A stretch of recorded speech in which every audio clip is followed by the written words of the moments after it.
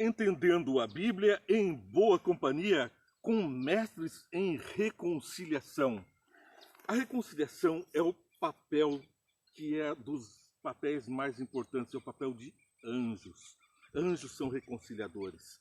Nesse mundo em que há guerras, em que todo mundo está desconfiando de todo mundo, casais estão se separando, filhos não se dão mais com os pais, cumprindo, aliás, a profecia de Jesus, que nos últimos tempos seria assim: desobediência, rebeldia, não honrando pais e mães, desobedientes aos mandamentos de Deus e dos homens, homens irreconciliáveis, como diz Paulo, são sinais dos tempos que estão acontecendo. Não é a primeira vez que isso acontece. Lá desde o Éden, o homem se tornou irreconciliado com Deus, rebelde com Deus, desobedeceu. E os vossos pecados criam separação entre mim e vós, disse Deus. Quando Deus considera que o homem se afastou dele, e disse Deus: Adão, onde estás? E Adão estava escondido no paraíso, escondido de Deus, e fez folhas para se tapar, porque não tinha mais a glória de Deus, estava destituído da presença de Deus. Começou então o desastre do desacerto, da desconciliação. Logo, Caim matou Abel. Imediatamente após o pecado, Jesus conversando com Adão e Eva, então Adão disse: a mulher que tu me destes. E a mulher disse: a serpente. E a serpente então passa a ser agora uma maldição.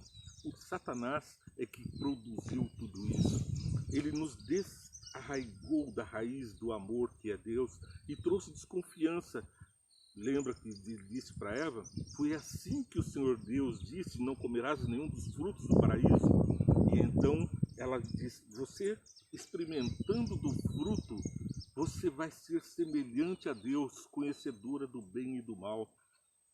Estas palavras de Satanás trouxeram a desconfiança de Eva em relação a Deus. Então não é para comer do fruto para que eu não seja semelhante a ele.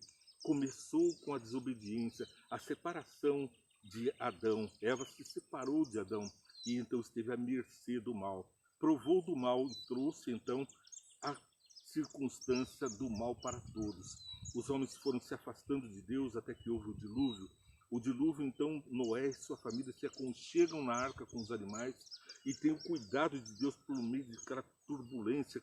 O maior desastre ecológico de todos os tempos foi o dilúvio. Ali todas as espécies sucumbiram. E se não fosse o cuidado de Deus e o atendimento de Noé, nós teríamos então uma assolação completa da humanidade e de todos os animais. O planeta teria sido destruído.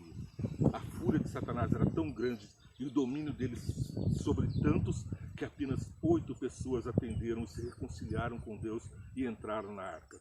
Mas nós não vamos falar tanto do passado, vamos falar de agora, onde nós temos que um papel de reconciliar, como Jesus, agir como reconciliadores. É o tema da lição da Escola Sabatina, Educação e Redenção, onde nos ensina como agir como mestres na reconciliação. Aliás, como agir como o mestre na reconciliação. Porque foi Jesus quem trouxe a reconciliação entre o homem e Deus. Vamos orar? Senhor Deus, é bom estarmos aqui conversando sobre as tuas coisas, sobre as tuas maravilhas. Faz com que nós possamos ter uma plena compreensão do nosso dever diante dos teus ensinos. Abençoa todos que estão participando, faz de todos grandes conciliadores, grandes filhos teus nesta obra de restauração do planeta Terra.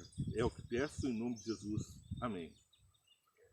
Para iniciarmos assim a leitura da palavra de Deus, eu escolhi o texto de Mateus capítulo 5, verso 9. É um pedaço dos mais lindos da Bíblia e da história de Jesus. Por quê? Porque é o próprio Jesus quem diz: bem-aventurados os pacificadores, pois serão chamados filhos de Deus. Temos falado nos programas anteriores sobre como nós somos tratados como filhos de Deus, embaixadores dos céus aqui no mundo. Mas agora Jesus está deixando bem claro os pacificadores, os reconciliadores, aquelas pessoas que atuam no bem dos outros, são filhos de Deus. Não nascemos da vontade da carne, diz Paulo, mas nascemos da vontade de Deus. Para quê? Senão para fazer as obras de Deus. E Deus reconciliou o mundo através de Jesus Cristo. O mundo se afastou de Deus pelo pecado. E veio Jesus, viveu como homem, mostrou como é ser um filho de Deus, um conciliador. E trouxe a conciliação para todos em Deus. E faz de nós também conciliadores, e faz com que nós alcancemos as almas aos braços de Deus. Almas que estão perdidas, que estão irreconciliadas, almas que estão em guerra, almas que estão desaconciliadas. Elas não estão conseguindo mais viver em harmonia. Com o Evangelho nós levamos a conciliação com o Deus e com os homens, lembrando dos mandamentos que Jesus resumiu em 2. Amarás o Senhor teu Deus sobre todas as coisas. Reconciliemos, pois, os homens com Deus. E ao próximo como a ti mesmo. Então temos que reconciliar também ao próximo como nós mesmos. E Paulo vai nos ensinar, nos textos que vamos ler em seguida, que nós passamos a ver os outros pelos olhos de Deus. Passamos a ver os outros como embaixadores de Deus. Passamos a ver os outros como nossos irmãos. Como Jesus é nosso irmão. Passamos a ver os outros para além dos olhos da humanidade, para além de seres humanos, para seres que são filhos de Deus. E como tais, nós passamos a ter um grande respeito pelo semelhante, um amor ao semelhante, uma convivência com o semelhante. E vencemos os obstáculos do mal aqui na terra. Vamos ver o que diz lá em 2 Coríntios, do capítulo 5. Vou ler do verso 5 e em diante. Pois bem, 2 Coríntios 5, verso 5 em diante, diz o seguinte.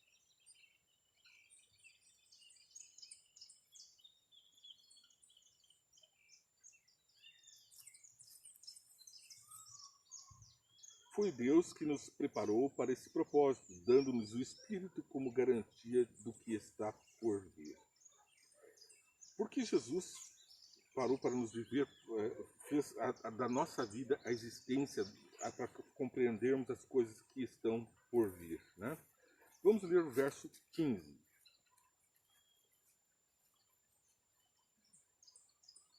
Capítulo 5, verso 15.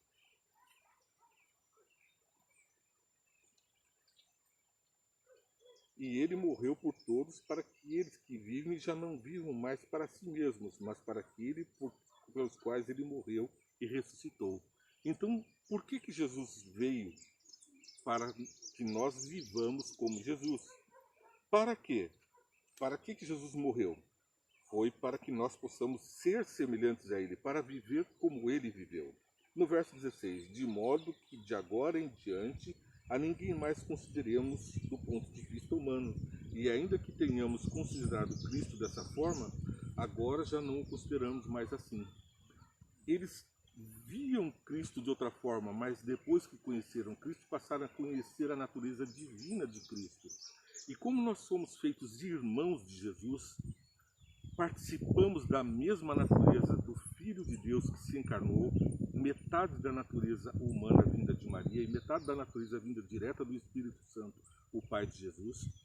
Agora nós temos uma nova raça, uma raça humano-divina. E dessa raça humana-divina, Jesus venceu o pecado e mostrou para nós como ser humano, como vencer o mal. E contou com o Pai dele, o Espírito Santo, tanto quanto nós podemos contar com ele. Ele não usou a força divina do próprio Deus Jesus. Ele usou aquela força que está disponível para todos nós, porque ele não nos deixou órfãos, enviou o Consolador e veio o Espírito Santo que está à disposição de todos nós, tanto para mudar os nossos desejos carnais, como aprimorar nossa imagem e semelhança de Deus, restaurar a imagem de Deus em nós, como para fazer tudo o que Jesus fez e muito mais. E ele diz, se vocês tiverem fé do tamanho de um grão de mostarda, farão todas essas obras e muito mais. Dirão a montes que passem daqui para o mar e eles obedecerão. Nós temos a companhia de anjos que nos auxiliam, nos guardam no nosso caminho. Mas acima de tudo, o próprio Deus, Espírito Santo, é o nosso guia e é o nosso mentor e é aquele que nos transforma em filhos de Deus na mesma natureza de Jesus Cristo. Portanto, nós devemos nos respeitar como deuses, porque apesar de não sermos Deus, participamos da natureza divina, somos embaixadores, somos representantes, temos que ter uma atitude condigna com a vida de Deus. E lemos ainda na continuação, lá no verso 16 e 17. Portanto, se alguém está em Cristo, é nova criação. As coisas antigas já passaram, eis que surgiram novas coisas. Novas criaturas que são agora reconciliadas. Novas pessoas que fazem a reconciliação. É o que está no verso 18. Tudo isso provém de Deus, que nos reconciliou consigo mesmo por meio de Cristo e nos deu o ministério da reconciliação. Qual é o nosso ministério? É a reconciliação. Qual é o nosso dever? Qual é a nossa obrigação diante de Deus? É fazer a amizade, a reconciliação, tornar pessoas novamente próximas. E como é bom presenciarmos a reconciliação de um casal, de filhos, de pessoas, de famílias, de entes queridos que estão afastados por uma pequena discussão, passam agora a ser reconciliados por Jesus. Verso 19, ou seja, que Deus em Cristo estava reconciliando consigo o mundo, não levando em conta os pecados dos homens, e nos confiou a mensagem da reconciliação. Veja, ele nos confiou a mensagem da reconciliação. Ele reconciliou-nos com o Deus e, ao mesmo tempo, ele agora nos faz reconciliadores com nossos irmãos. Portanto, somos embaixadores de Cristo, como se Deus estivesse fazendo o seu apelo por nosso intermédio. Olha só, Deus fala por nosso intermédio. É como se o próprio Deus estivesse falando quando nós falamos das coisas de Deus. Então ouve, meu amigo, ouça e compartilhe essa mensagem. Curta e compartilhe um programa que faz de pessoas mais próximas, mais amorosas.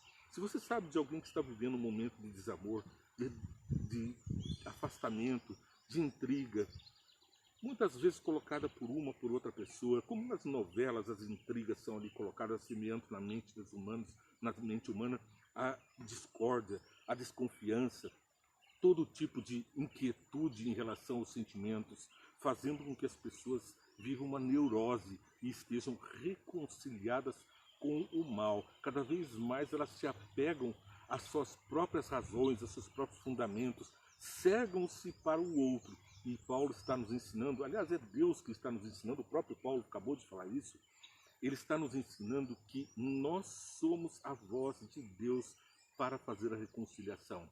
Então, operemos como Deus nesse planeta. Somos filhos dele, mais que isso, somos embaixadores de Cristo, como se Deus estivesse fazendo o seu apelo por nosso intermédio.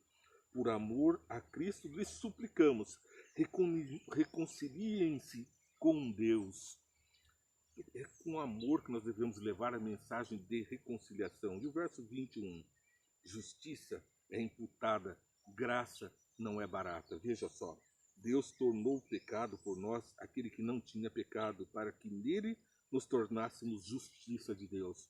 Sim, através de Jesus é imputada a justiça. Ele pagou o nosso preço pela nossa injustiça, pelo nosso pecado. E agora nós devemos agir, capítulo 6, verso 1, como cooperadores de Deus, insistimos com vocês para que não receberem em vão a graça de Deus. Pois ele diz, eu ouvi no tempo favorável e o socorri no dia da salvação. Que maravilha! O apelo que Deus faz é que nós não transformemos a graça de Jesus, o sacrifício de Jesus na cruz, numa coisa barata, numa coisa sem importância. Nós não devemos sobrelevar o sacrifício, valorizar os atos de Jesus através da repetição dos mesmos atos. Devemos ser reconciliadores natos com as pessoas, com os seres humanos. Indo para a finalização, nós vemos a mensagem que Paulo trouxe na carta que ele escreveu aos Colossenses, no capítulo 1, do verso 15 e seguintes. Ele é a imagem de Deus invisível, o primogênito de toda a criação. Quem é? Jesus. Pois nele foram criadas todas as coisas no céu e na terra, as visíveis e as invisíveis, sejam tronos e soberanias, poderes ou autoridades. Todas as coisas foram criadas por Ele e para Ele. Então nós devemos também estar conciliados com as autoridades, com o nosso país. Devemos atender a Deus e, dentro do atendimento a Deus, também respeitar aqueles que Ele pôs por nossos governantes, como nossos convivas, as pessoas que estão ao nosso redor, como nossos fraternos e irmãos representantes de Deus. Sempre atendendo a Deus, mais importa atender a Deus do que aos homens, mas a nossa vida com os homens, sejamos reconciliados com todos, amorosos com todos. Ele é antes de todas as coisas e nele tudo subsiste. Ele é a cabeça do corpo, que é a igreja, e o princípio e o primogênito dentre os mortos, para que em tudo tenha supremacia. Pois foi do agrado de Deus que nele habitasse toda a plenitude, e por meio dele reconciliasse consigo todas as coisas, tanto as que estão na terra quanto as que estão no céu, estabelecendo a paz pelo sangue derramado na cruz. Alguém está duvidando que nós temos um dever de reconciliar na terra e nos céus? Vou repetir. Todas as coisas, tanto as que estão na terra quanto as que estão nos céus, estabelecendo paz pelo sangue derramado de Jesus. É a nossa missão, a minha, a tua. Por isso eu peço que você curta a nossa programação, compartilhe essa mensagem para alcançar a muitos com a mensagem do amor, a mensagem da reconciliação.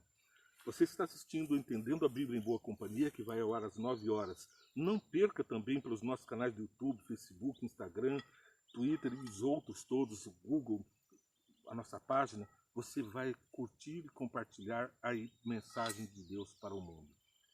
Deus te abençoe sempre. Curta também 5 minutos, vem, entende que vai ao ar às 8 horas, é o resumo da programação.